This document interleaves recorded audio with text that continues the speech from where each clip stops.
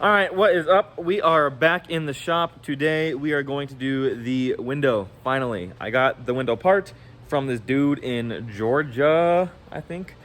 And, oh yeah, I think I said that in my last video. Got the part, and we're gonna put the window in. Hopefully everything goes well. We're going to mount the dash cam, and then the last thing is, it's still leaking oil.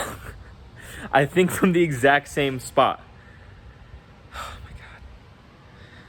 Lord have mercy. I'm gonna take a look under the car and see if I can figure out where the leak is coming from. If it's the exact same leak, maybe the oil pan is bent. Maybe one of the bolts is stripped. Maybe the block has a dent in it. I don't know. I guess if it's just a little oil leak and it's leaking a little bit, as long as I'm checking my oil, it should be okay. I just don't want to get under the car again and do the same exact job that took me 3 days last time.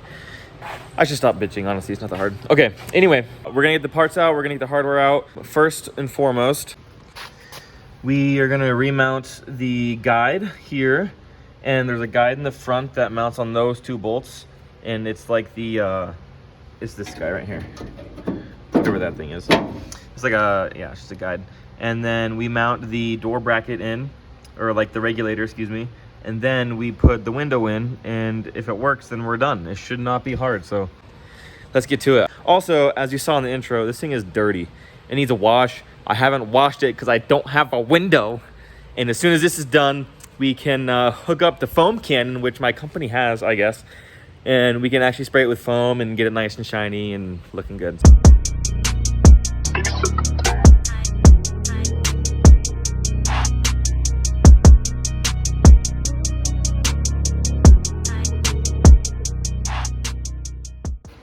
All right, so we got the bracket, the regulator in. We got this guide slide in. We got this guide slide in. We've got the regulator, you can see. And the regulator on this one sticks that way a little bit more. Like you can kind of see it's pushed forward a little bit. So it might be difficult to get the window in, but we're gonna have to slide those in and also get that in. We'll see how it goes. I greased up just a little bit of grease on the slides and on that slide. So hopefully it should go smoothly. Let's find out. The front glide needs to come out. If not, the window's not gonna go in with the front glide still in there. You would think I know how to do this because I've done it like 4 times now, but guess not.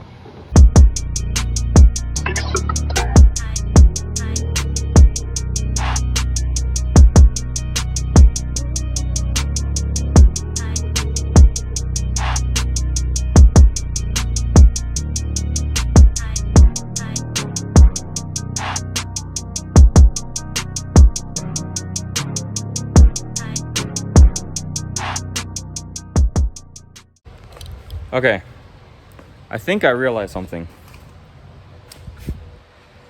I think this front guide is what is the problem. Because the front guide is keeping the window from moving back. And even with the new regulator, which I'm not mad because it needed to be replaced anyway, because the splines were bad and it was more bent than this one.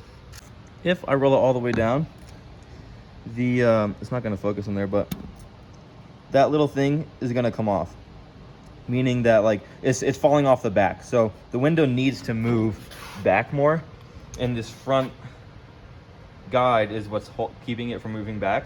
Also, when I tighten this guide, it doesn't roll up, and I need to like jimmy it. So I think the front guide is either like the wrong one, maybe it's for like a different model, or it's bent. I don't recall if the dude I bought the regulator from also sent me that front glide. If he did send it, it's at my house. I'm gonna have my roommate send me a picture of the parts that I have just to see if it's there or not. If he didn't, then I'm gonna hit him back up and see if I can get another glide.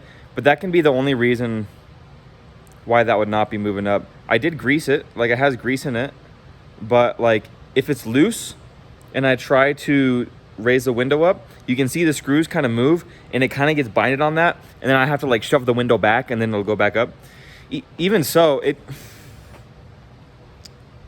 still doesn't make sense because the window is coming off of the regulator on the back. So the window needs to move back, which means that maybe that front glide is just not even the right one. I don't know. I'm not sure. Regardless, I don't think it's gonna work with it. So it still rolls up and down if it's loose, so I can at least get it up. I can get the trim on and the rubber seal on so that I can wash the car. That would be fine with me. If I can just wash the car today, that'd be cool. It just, every time it's dirty and it sits, people draw on it, and shit fucking pisses me off. So if we can just get that done, I'll be happy. So I'll see if my buddy sent that to me, and or my buddy. English, motherfucker, do you speak it? So I'll see if that dude sent me that one front glider. It's this thing right here. It goes in the front, and it like kind of, I don't know if you can see it, kind of, there's a piece on the front of the window that it goes in and out of, or just kind of slides up and down on. And I think that's what the problem is. So if I have the part, I'll go get it and then replace it. If I don't, I'll talk to the dude and see if he has that part for me. Regardless, I'm gonna put the window up and put the trim back on so that I can wash the car and get all this shit out of the back. I just want to put this door cut on. Oh my god, it got a little damage in here. There's grease on it. God damn it. Working on cars is frustrating. It's okay though, because it's so pretty. And then I guess once that's done, I'm gonna jack up the car and figure out why it's still leaking oil. Oh my god. I've had this car for a month and I feel like I haven't gotten anywhere with it. I feel like everything I do is just not working. It's honestly a pain. Okay, confirmation, there definitely is a problem. So putting the trim back on, you can see how like askew the window is, and it doesn't want to like come back any more than this. So as I try to roll it up, it's just starting to hit this shit, and you can tell the window ain't windowing. So this rail is preventing it from scooting back, and it obviously needs to come back quite a bit. So that's what's going on. That's the problemo. I don't have this piece. I do not. I will contact my dude that I got the regulator from and see if I can snag his. I don't know why I didn't grab it in the first place. I should have just got all new hardware. I was like, but my slides are good. It's okay. It don't really matter. But hindsight is 20/20, and I should have just asked for it to begin with. So I'll hit him up and see if I can get that little thing. God damn it, it's so frustrating. You can see it, like, if I yank on the window, it kind of, I can't hold still while I do it, but it moves. So anyway, I think I can at least get it all the way up, and that way I can give her a bath, because she is in need of a wash. Look at this shit. Disgusting. Disgusting shit. All right, moving on to the dash cam. So this is the one that I got, 1080p to 720p dual channel dash camera. It's a really cheap Chinese one. Is this a brand right here? Let's see. Motion detection. I don't know. Regardless, it's cheap, but it works. So basically it has like a G-force detector. It has a motion sensor, so you can run it when you're parked.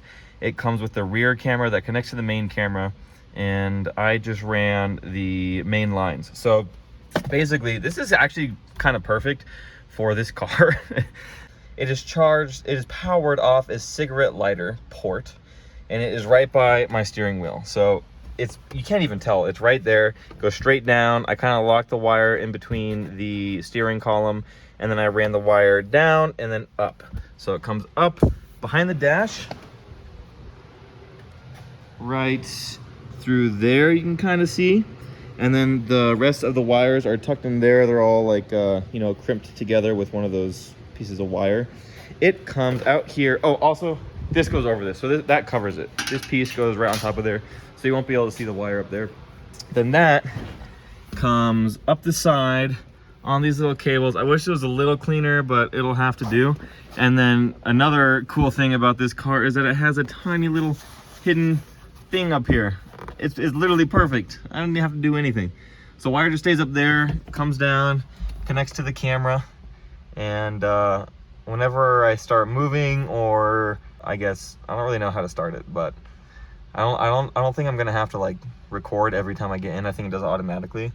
But next I'm gonna wire the rear camera. It's funny when things like don't go your way. When you're working on cars, you just get super frustrated. But then when things go your way, you just get really happy, and that's how I feel right now. This could not have gone smoother. Let me show you what I did. So 3M tape stickied right there.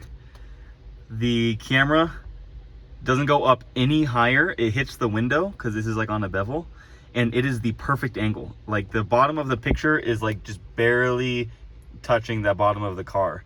So like if it wasn't able to go up anymore, it'd be too low. It's literally perfect. It could not have been better. Okay, the wire comes from here, goes down, put it into this clip, and it needs a little bit of leeway because obviously the trunk opens, so it needs to stretch a little bit, only about an inch, so that's perfect. It goes all the way to the side. I think I could use one more little clip right here to hold it down. I'll probably do that. I don't have any more though. It goes in through the back of the trim right here, okay? Comes out the front. You literally can't even see it. You can't even, it's tucked back there. You can't see it, okay? And then it goes up here, gets tucked in behind here, can't see it. Goes through there, you can't see a goddamn cable. It goes all the way, comes out, wraps around this, and then connects into the side of the camera. That was the easiest install I've ever had in my life. I was pissed, and now I'm happy. So that's just how it be when you work on cars. Anyway, that's really cool. So now I have a dash cam, and it's motion, like I said, it's motion sensor, so I feel safer when parking if someone hits me. And now if I get in an accident for any reason, although this car's insured, I just feel a little bit better having that little bit of security if someone were to hit me and I have actually proof of it being their fault, or God forbid my fault. So that's nice. So I'm more comfortable driving it now. Dash cam's installed. That was much easier than I thought. Window is installed. I ended up being able to get it a little bit more up, so there's a tiny little crack, but good enough to wash the car. So I'll give the car a wash soon. I have a couple more things to kind of tidy up, and I can't put that door card on yet. I have to wait until the window's actually fixed. I haven't also checked my phone yet to see if that dude messaged me back, but that's nice. So next, I'm gonna jack up the car, see if it's leaking oil from the same spot, and if it is, I don't know what I'm gonna do. We'll see. If it's like the oil pan's bad, we can just replace the oil pan. If the block is bad, then I don't know what the hell to do. Either way, like I can keep driving it. It's just a small drip, so like as long as I check the oil periodically, it'll be fine. But it would be ideal if there was no fluid leaks from the car, you know? So, yeah, let's do that. Let's jack it up and get under there and take a look.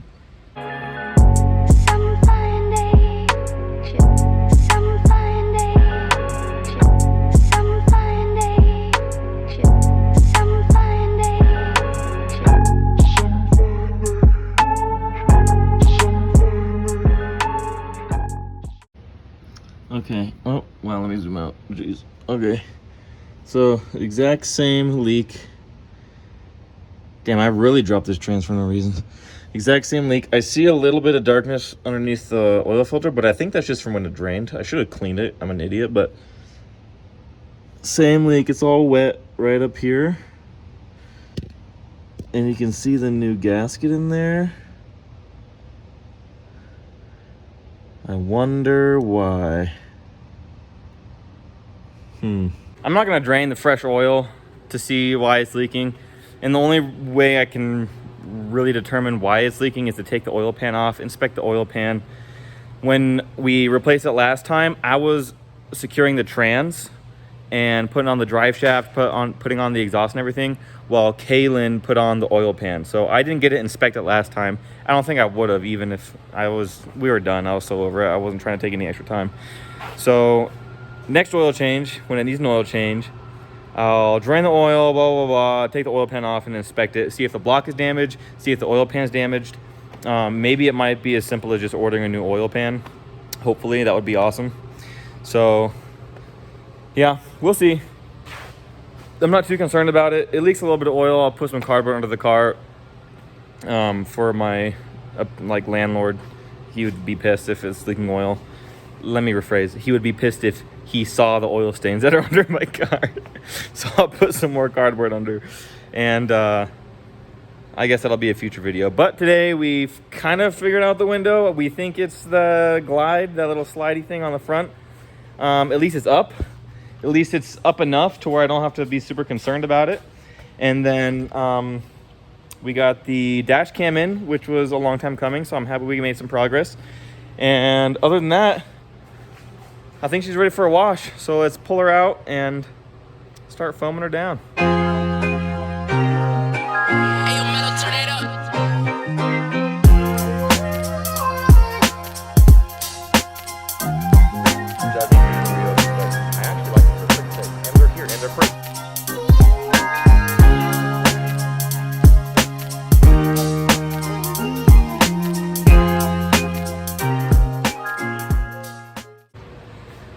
Long day.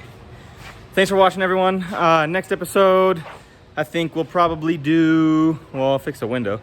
And I've said the last 3 episodes. Fix a window, and then probably, I think maybe JDM fender mounts. That didn't make any sense. Maybe JDM fender mounted rear view mirrors. Delete the ones that are on there, do the fender mount JDM ones. I think that might be the next one. And then after that, I think we'll probably do powder coating. So powder coating all the chrome, painting if it needs to be painted. I know some things are not metal, like the back things are plastic. So blacking out everything and actually doing some cosmetic stuff, which is what I like to do. It's exciting. Anyway, again, thanks for watching. Peace.